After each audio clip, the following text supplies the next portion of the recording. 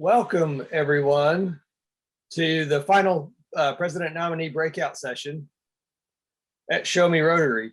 Once again, I'm Will Colonna, and we'll be moderating this session. And once again, one of your district governor nominees will also be participating and facilitating this discussion. Here's, once again, for the final time, a quick reminder of our Zoom etiquette for today. And I appreciate you guys following this today. It really helps for everybody to have a great experience. At this time, I will hand it back over to District Governor nominee John Horton, who will lead you through this session. John?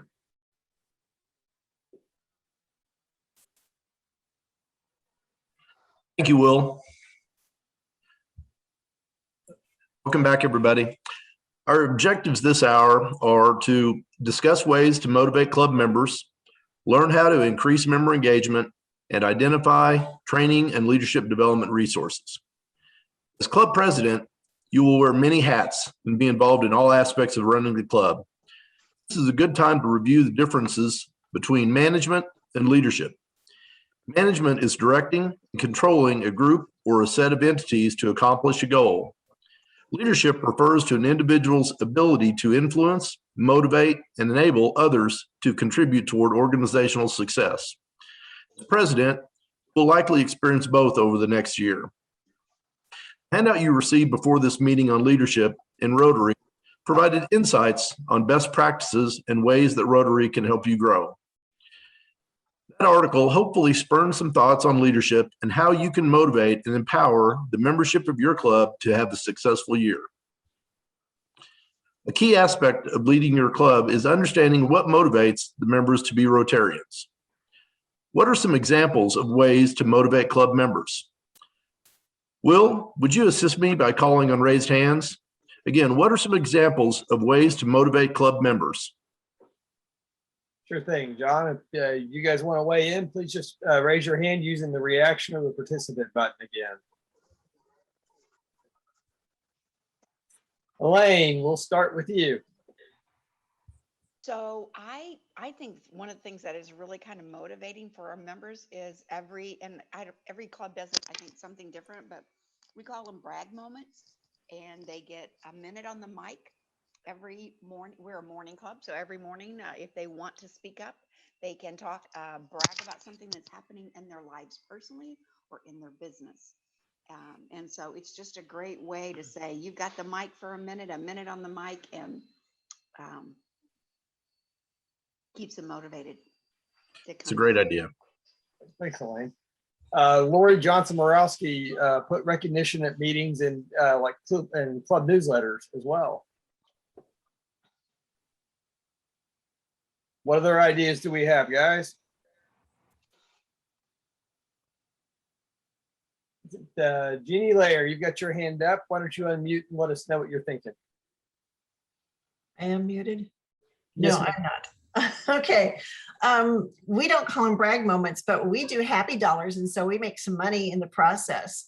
We start out our meeting with happy dollars, and that gives everybody a chance to, we learn a little bit more about other members, and to go along with the thought of motivating members, if we make things exciting and people, we do fun things at meetings, fun projects that people are interested in, that's one way of keeping membership. Good idea. Any other ways for motivating club members? We have a question in the chat asking how do happy dollars work? Jeannie, do you want to explain that, how your club does it? At the beginning of the meeting, after we say the pledge, the president simply asks for happy dollars.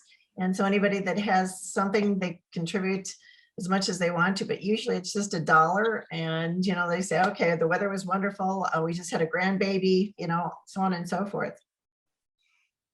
Thank you.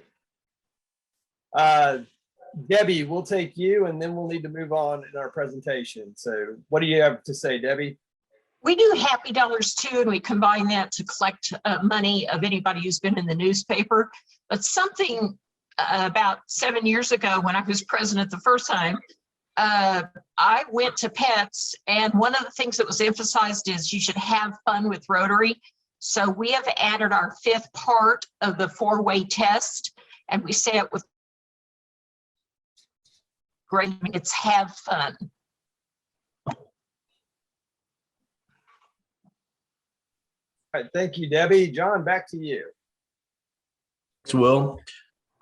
Understanding that everyone has different motives for being a Rotarian, how do you lead a diverse group to ensure you have a successful year as president? Will, would you again help me call on raised hands? Yes, once again, if you guys are using the raise hand feature, or if you've got ideas, drop it in the chat as well, and we'll share it with everybody.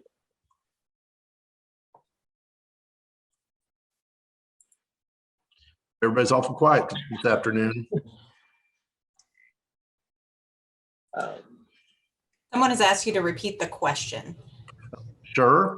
Understanding that everyone has different motives for being a Rotarian, how do you lead a diverse group to ensure you have a successful year as president? So we'll start with Benny, and then I see Kenny has his hand raised next, so we'll go to you after Benny. All right, thanks. I think one of the things you need to do is as you have people on committees or people working doing different things in the group, is to involve all those different diverse people you have with different interests in your club. Keep them involved and mix them up with some people that have different interests as well. So I think they can share with each other, and I think that way they have an opportunity to express what they're interested in and share that, as well as your other ideas as well. Thank you, Benny. Kenny, what do you have to say? One of the things that's worked really well for our club, and I think it's important for any leadership role, is just to know the people that you're expected to lead. Being with that diverse group of people in more settings than just professionally or just a network sense or even just a service sense allows you to really understand how they think and why they're at Rotary and what's driving them to either leave the club in some instances, or especially what's driving them to pursue different positions within the club and greater involvement. And one of the things that we've done that's really worked well is having an importance placed on social events outside of regular club meetings. So just last night, we had recently put together picnic tables. We went to the park, we sat at the picnic tables and we ate together. And there was a variety of different people there. We had a very vibrant group, and becoming friends with them allows you to lead them and allows them to lead you eventually as well. Thanks for sharing, Kenny. And Josh had put in the chat to define your common goal. And Dee from Andrew County followed up with give you a big yes, Josh. And we have to define our why, and know your people in the process. So why are you Rotarians, and know your people? So Melinda, you've got your hand raised. We'll hear your thoughts on this, and then we'll need to move on. Yeah, I just wanted to add, making yourself available and interested in other people.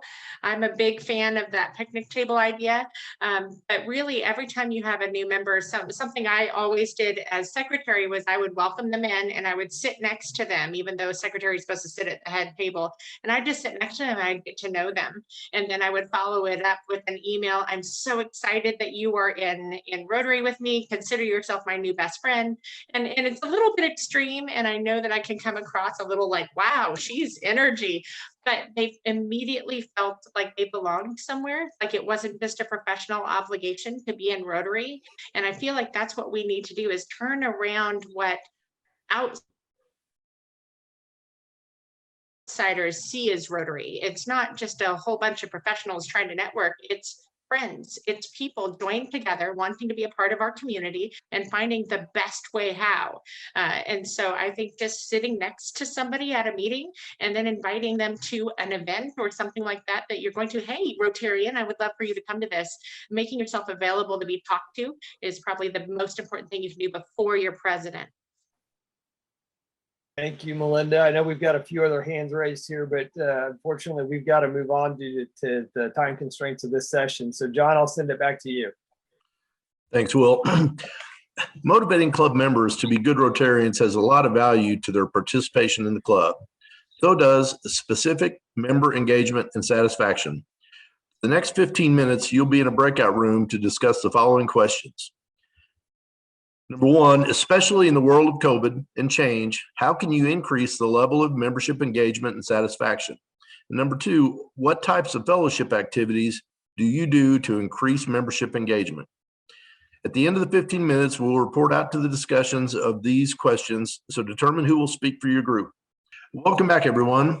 Now let's hear from our groups. Who wants to report first? Will, would you help me call on people? Absolutely, John. If you guys would just use the raise hand function again. Lori, we'll start with you and then we'll go to Steve Hunter. Okay. We had a real good group, had a nice visit. In terms of level of engagement and satisfaction, how to improve that. Honestly, we had a number of ideas. There were a variety of happy hours, 5th Wednesday, 5th Thursday, wine tastings, that kind of thing. Also talked about trying to incorporate fellowship as part of fundraising events for the different clubs, structure them so there's a little bit of that there as well. Our particular club is working with some others in Springfield on a program called Roam, which we're rolling out here early this summer. And it's Rotary Outdoor Activity Movement. And I noticed a Rotaract club in Springfield was coordinating a hike at Busick State Park as a Facebook event, which I thought was kind of a neat idea to support the outdoor activity. Also, that's a little more family friendly. It's outdoors, fairly COVID friendly, all that kind of thing. I'm sure a picnic or something will happen. And then some other people mentioned their auctions, their bingo nights, trivia nights, chaos, golf, and a number of things. We also said, frankly, sometimes we feel like we have to be all things to all people, which is a little overwhelming because not everybody likes certain things. So you need to have a good variety if you can. Thanks. Thanks, Lori. Steve, and then Melinda, you've got your hand up next. We'll go to you after Steve. Sure, and really some similar things, but we talked about engagement and satisfaction, really kind of inside and outside. And outside, a lot of the same things, wine events, hay rides, bonfires, things that diversify the group a little bit. But didn't know this, but I like this idea from Eric. The Kansas City group has a longtime bowling league, and they actually get together and they bowl against the St. Louis group. And they used to meet at either spot. Now they meet in the middle at Columbia. So they're hoping to rekindle that. They're a little tied down with the COVID right now, but thought that was great. And then as far as internally, we talked about just things to make the meetings positive. We talked about, our club does jokes, other things just to keep it light and less formal and keeping the formality, but laughing a little bit and getting to know each other.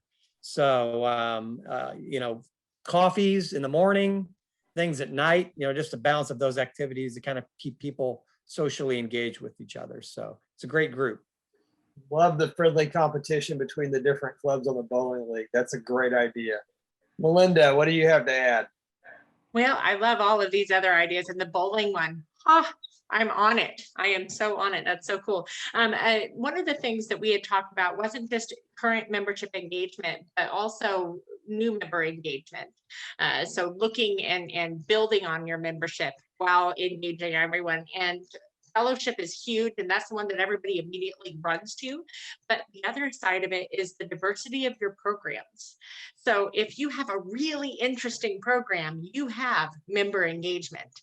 When you have the state of the city and the mayor is speaking at Rotary, all of a sudden you've got probably 50 new guests who wanted to come to this because this is when they're going to get all that great information. Or when you have a really neat band that's going to come and talk.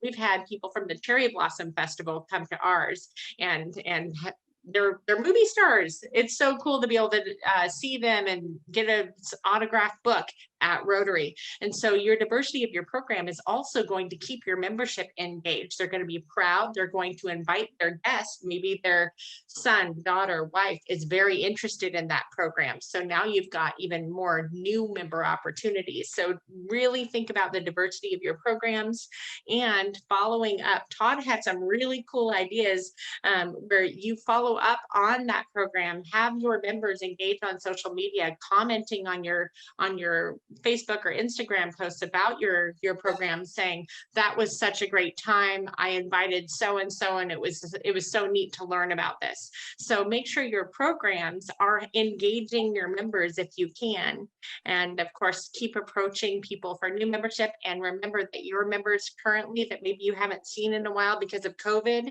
reach out to them and tell them how much you miss them and you can't wait to see them soon. Thanks, Melinda. So we've heard of three of the groups. I know that there were 7 breakout groups total. So let's hear from one of those other 4 groups here. If you guys would just raise your hand here and I'll call on you. Seems like those other groups are kind of shy.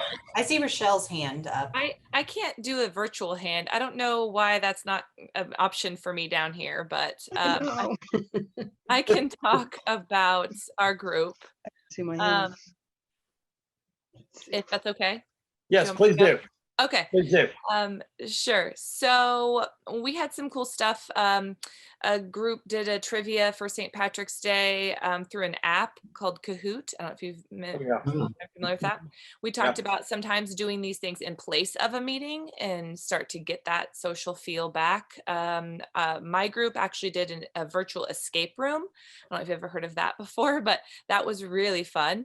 Broke up into a couple of groups to complete that. So our group's pretty small, so it's something we could do. There's also familiar with what some of the other groups were saying. We do a little bit of like discussion before the actual dinging of the bell and talking and engaging with each other. And some groups have like a creative presentation that they give. We also had discussed potentially like live streaming your Zoom meetings, which we went to a kind of a different turn, but I don't know if any of you all doing that out there. But that's something I'd never heard of. I thought that was really interesting. Just as a recruiting opportunities, we kind of got into blending both engaging our members and also recruiting others by asking others to join us to do service projects that are not people that are active in the club. So trying to get some other people involved. And that's pretty much it from our group. Rachel, I just want to tell you, if you want to raise your hand, it's either located under the reactions at the very bottom of your screen or under participants. It's normally where you raise your hand, and if you can't raise your hand under reactions, you could always do a thumbs up or something else if you want to speak. The reactions give me a thumb up or a clap hands. Okay. Either one works. Either one works. Okay. I was like, I don't see the hand, but on a different screen, I see the raise hand. I've used that before, so I don't know why that. If you click on the participants button, I think you can see you might see it under there too. It depends on how old your Zoom version is when you install. Okay. That one just says invite. So that's it. Interesting. So thank you. Debbie, I see you've got your hand up, and thanks for sharing, Rochelle. So Debbie, what do you have to add to our discussion today? Well, this probably works better in a smaller group, but I'm secretary right now, and anytime once I'm entering attendance, then and I'm and tell them that we missed them and we're looking forward to your smiling face or your sense of humor or something that's kind of personal toward them, that they know that their absence was recognized. And also doing outreach to, we've got several people who are on leave due to COVID issues. And just another idea in terms of engagement for your community, we happen to have the superintendent of schools and the PR person from Hollister Schools in our group, and a program on something really unique that's going on in the school that a group of students or a club is doing that maybe nobody has a clue about. It's kind of a hidden secret in the community. Thank you, Debbie. Those were some great ideas shared there as well. So we've heard that's 5 of the 7 groups. Do the other 2 groups have something to add to this conversation that we're having right now on motivating members and keeping things excited?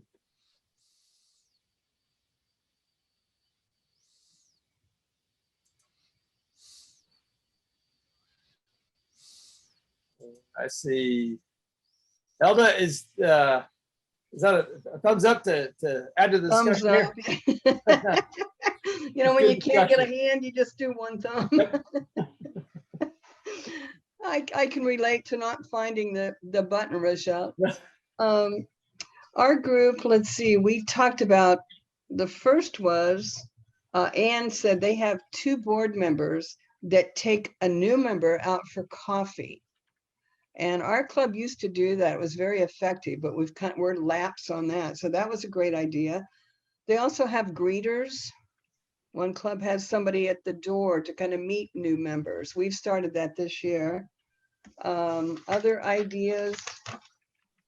One said they send a note to new members. Oh, we're so glad you could come, or don't forget the meetings next Thursday. Our club actually sends out cards. We have what I call Miss Hallmark that sends, you know, birthday notes. She literally had worked at a Hallmark store, but she takes it upon herself to do that. Sympathy cards, etc. We also sign cards quite often at the meeting and then mail them. Another very exciting one, Gail down in Springfield said they started a step challenge within their club. It's become pretty successful this year. They started in March, but you track your steps, and they had an app for that. So reach out to Gail Nogle, I think. She's probably still on here. I think there's an app for that. Is it Move Screen or something, Gail? It's Move Spring. I just posted it in the chat. Okay, how can you spell that? Sorry. Move as in moving, MOVE spring. Spring, okay. So John, are you participating? Oh yeah, yep. Are you, okay, I'll have to friend you. Yes, and this is Isabel. I'm also participating, and I'm one Are of the you? Rome ambassadors also. Awesome. I am I'll too. do the same. Yeah, okay. I don't know if I want everybody to see my steps, but I so far so good, but Good. Good. Sounds like a great challenge. it's fine. Healthy challenge. That's it from our group, unless somebody else has ideas they want to put out there. Well, I was also going to say that we're doing it with just the members right now, this room, but we're going to have a kickoff party and involve the public with this. And then this is replacing our Rock and Ribs that we used to do annually. Thank you, Isabel. Melinda, you've got something else to add. I think we've got one more group we need to hear from as well, if I'm doing my math right here. Yeah, I'll be real fast. I just wanted to share, there were some other really cool things that we had talked about that were more fellowship based, but I wasn't sure how much fellowship we needed, but the ideas were really neat. Of course, a Rotary banquet. Who doesn't love getting dressed up and having a big event that can be, you know, socially distanced if you have a large enough facility. I know there are a lot of community centers and civic centers and whatnot where they have a band and MC, and it's a fundraiser, but it's also a really fun way to just get memberships and invite the public to be a part, but make it a Rotary focus. And then Todd was telling about a Rotary amphitheater that they have built. So goals and doing an ice cream social right in that area and having bands and older songs, newer songs, just really honoring the diversity of your club by encouraging that. And again, that who doesn't want to go outside and have some ice cream? So those were some really neat ideas if anybody wanted them. All right. Last call here for thoughts and comments on this particular topic before we move on. Well, there was one more group, but there's been a lot of good ideas that have been shared here.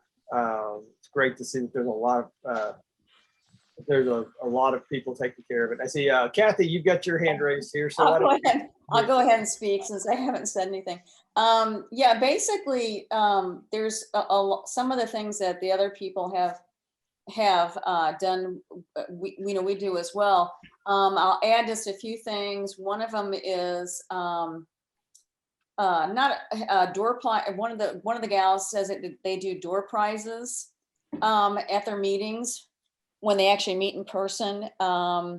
passing a hat around and where each person puts $1 or whatever amount they want to, and then it's basically, I think, raffled off, and part of that money would go to our polio fund from Rotary. New member talks where or actually members, just could be anybody, but I know our group does it with new members where they get up and speak for 3 to 5 minutes about themselves, and so we can get it so that at least the current members can get a better idea of who our new members are and what they're all about. Something that we did talk about that that I thought was kind of interesting is the asset to Zoom. Our group, and I think maybe a couple other people in my group do this as well, or would like to do this as well. The Zoom for some of us is a great asset in that, because I'm not in this, I travel a lot, and it really helps me to participate much, much more in some cases than I normally would be able to because of Zoom. And the other thing that, it kind of gives, it's an outreach, I guess, in a way.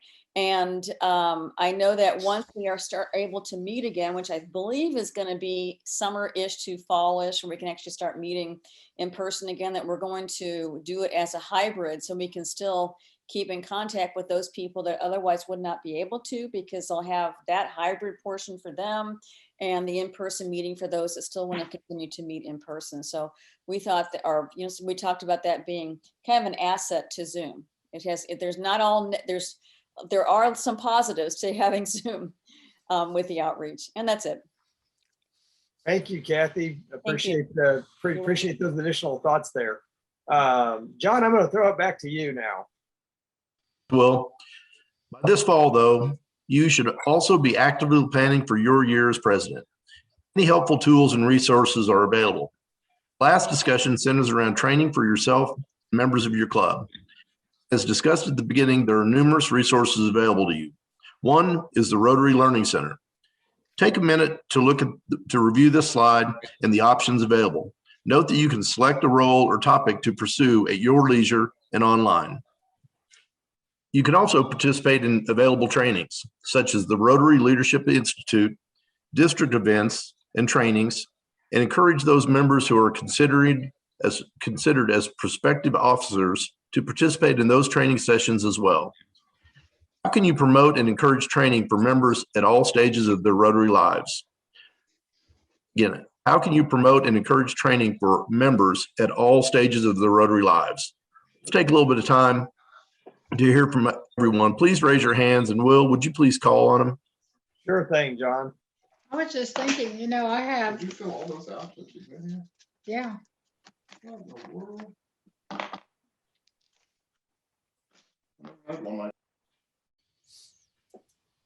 All right, who has thoughts on encouraging members to participate in training here? Lisa, you got your hand up if you'd like to unmute. Sure.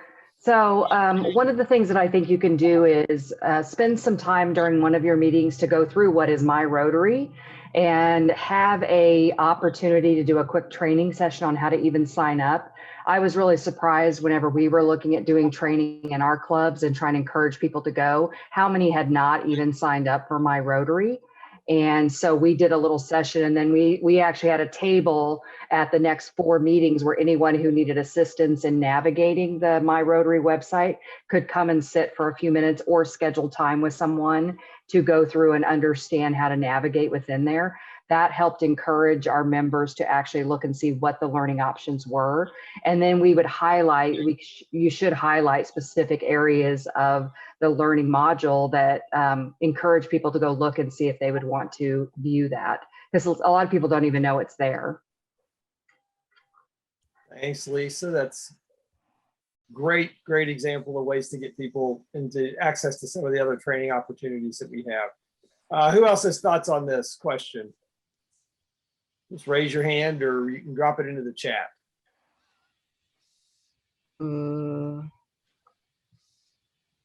Okay, I'll put my thumb up again. All right, go ahead, Elda.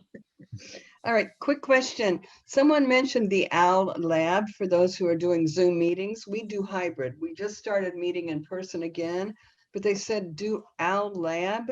Is that an app or? It's a hardware device that you can set on a desk, and it's called an owl because it's the camera will swing all the way around and will point to whoever's speaking.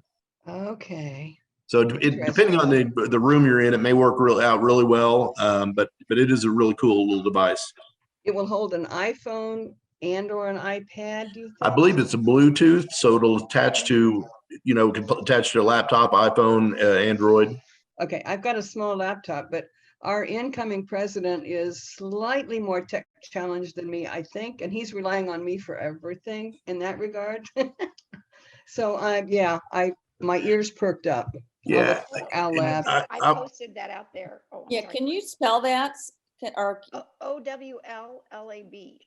OWL, what was the rest of it? LAB, Owl Lab. Okay, thank you. I can put a link over in the chat if you Oh, want. that'd be awesome, yeah. Use it. Yeah, it's available on Amazon Okay. if you want to look there. Will We do. like it because it shows the whole room at a glance. in Wow. one window, and then it shows who's on Zoom in another window, and then the mic rotates to whoever is speaking. And so it really Awesome. has made life. And you use it with your phone, but you don't use it with a laptop. You don't need a phone to use it at all. It's a Oh, device that just sits in the center of your meeting space. Oh, that Wow. is cool. Okay. Yeah, that is. Any idea on cost? What you guys paid for that? I don't know. Maybe John knows. John, do you know the cost? I did not. I started to look it up, and then you said you're going to post. I can tell you about the owl. That's okay. Yeah. Go I'm looking ahead. online. It's $1,000 online. Yeah. it's about- $1,000. All right.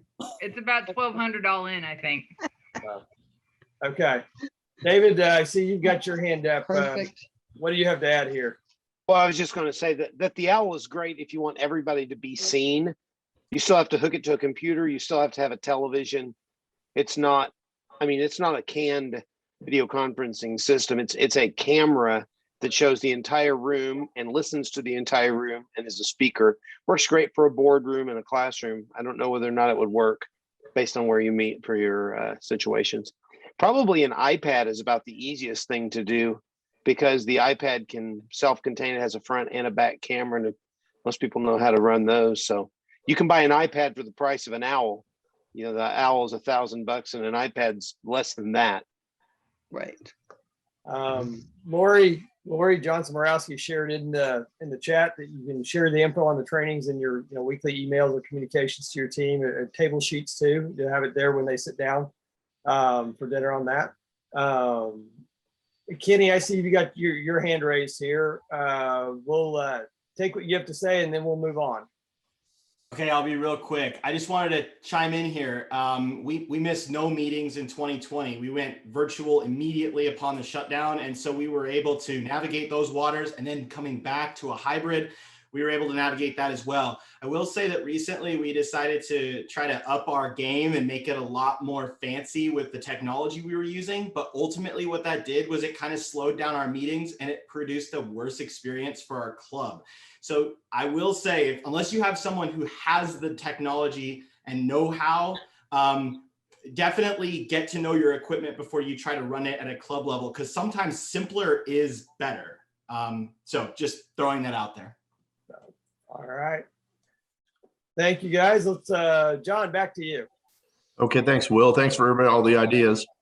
What other leadership development resources do you utilize? This does not have to be solely related to Rotary, but would you please help me call on people again, Will? Just let us know what leadership development resources you utilize in your either Rotary or your professional life.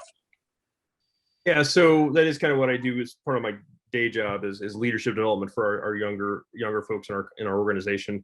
And honestly, one of the best leadership things that I've done to broaden my leadership ability and knowledge and then be able to pass that on is picking up books and just reading stuff and looking at all the new stuff that's out there. There's a ton of great leadership books out there, and you only have to go as far as your nearest library. And honestly, the library is coming to you now with all of the apps and everything. So just picking up stuff and just starting to read, and inevitably I'll read one book and then I'll add 5 more to my reading list from that one book.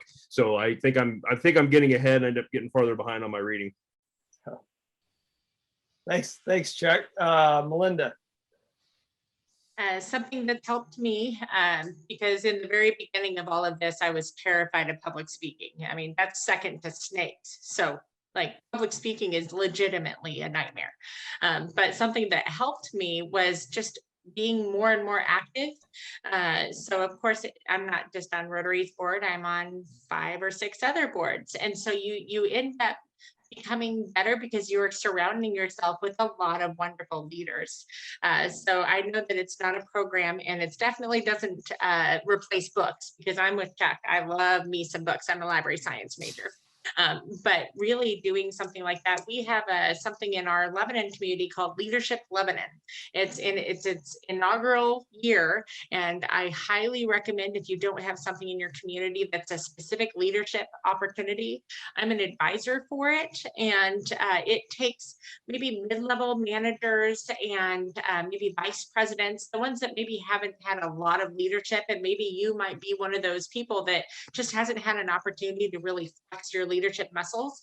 There's programs all throughout Missouri, in Leadership Camdenton, Leadership Lebanon, whatever, and you are given an opportunity for a whole year to participate in developing yourself as a leader and coming up with your own programs and working as groups. So it doesn't have to be Rotary, but I highly recommend getting on boards, but maybe not more than 4. Maybe I'm a little extreme. But I enjoy seeing that. And then of course you network on those boards, and you end up saying yes to things you maybe you'll regret, maybe you won't. You'll never know until you say yes. Thank you, Melinda. We do need to move on because we are quickly running out of time here on this session. So John, back to you. Thanks, Will. Well, thanks for all the great information. Melinda, I don't know that we all think that you being afraid of public speaking meets the 4-way test, but we'll give you a pass on that. Our time for the session is coming to an end. Before we take a break, let's record a commitment to one key item that you will work on to prepare for your presidential year. This could be encouraging training, committing to leadership and professional development, diving into member wants or community needs, identifying member engagement, getting more buy-in on projects and activities of the club, etc. Please type your commitment in the chat feature for the next 2 minutes. And Will, would you read those as they come in? Yes, sir.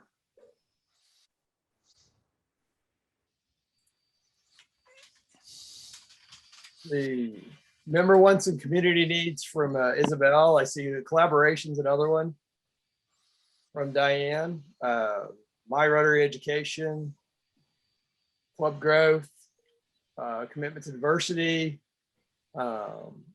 definite plan to go through My Rotary. We're going to member engagement. There's lots of member engagement that's coming in here. Great answers here. So succession planning, finding your next leader, another one that came in. Engaging with guests and visitors. These are great answers. Keep them coming in. But John, I'm going to throw it back to you so we can move on here. These are great commitments. So thank you, guys. Yep. Thanks, everybody. This is quite a list. If you can accomplish this, I know you'll have a successful year. Let's review the objectives we set out to accomplish in this session today.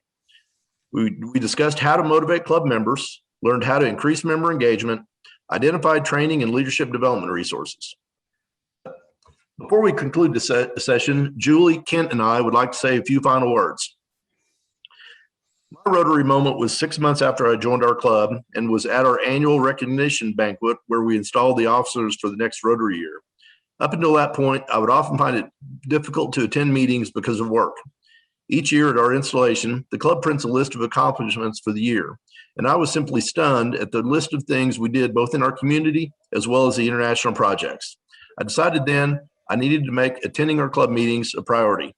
I've had 12 years of perfect attendance. The one piece of advice I try to give all club presidents is you always want your meetings to end on time.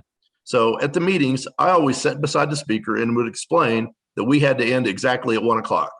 I told him with 3 minutes till 1, I would stand up and step back behind him. With 1 minute left, I would come and stand right beside them. This lets them know to start wrapping it up, and with 1 minute left, they need to finish up. It also gives me the ability, the time to talk to them ahead of time to see if they wanted to possibly leave time for questions and then I could adjust that time I stood up for them. But anyway, now let's hear some parting words from Julie. Julie, you're muted. Thank you all. You'd think this late in the day I would have gotten that, but who knows? I'm always learning, always growing. Unlike John, I never structured in hooking the speaker to make sure we end on time. It's a great idea, but you could have fun with anything, and that's my advice to you. Just have a great time. Enjoy the journey. When people are having fun together and enjoying one another, it becomes naturally attractive. So enjoy that.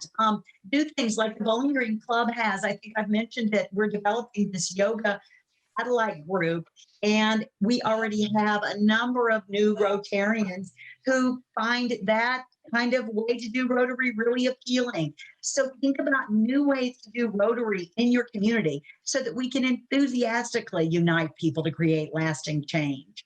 And we enjoy it along the way. That's the way we'll grow and we'll become a better world, a better community, and a better us. So thank you for saying yes and enjoy the journey.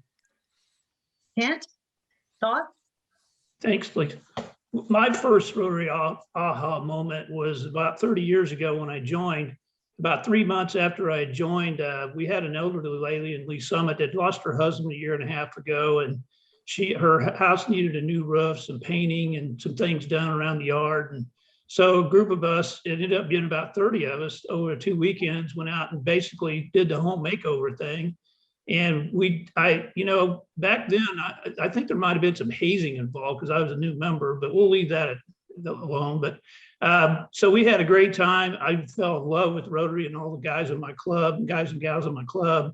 And the elderly lady fed us some sandwiches that had so much mayonnaise. It was in the middle of July and we ate them. But so anyway, we had a blast with that. I really enjoyed being president of my club and president-elect, and I wish they had this nominee training back then because it would have helped me a lot to prepare for my year. I really enjoyed being an assistant governor. It's great to go out and see all the different personalities of all the different clubs, and it's just a lot of fun. My first year was as assistant governor. Kearney was a brand new club, so I enjoyed helping with that. Enjoyed being a RILA counselor the last 6 years. I love that program, and you ought to do that if you ever have a chance.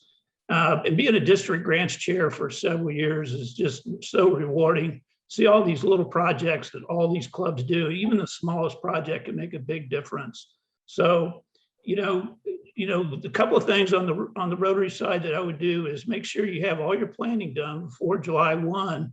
And then another thought that I did that was pretty helpful, take that calendar that you got today and during each month, write down either positive, negative things that may happen during the next Rotary year that you can take with you to your Rotary year, and just do it on that calendar and you'll remember it. So, and like Julie said, just have fun. That's the best thing that you can do. And thank you so much for taking on the responsibility of doing this for your clubs.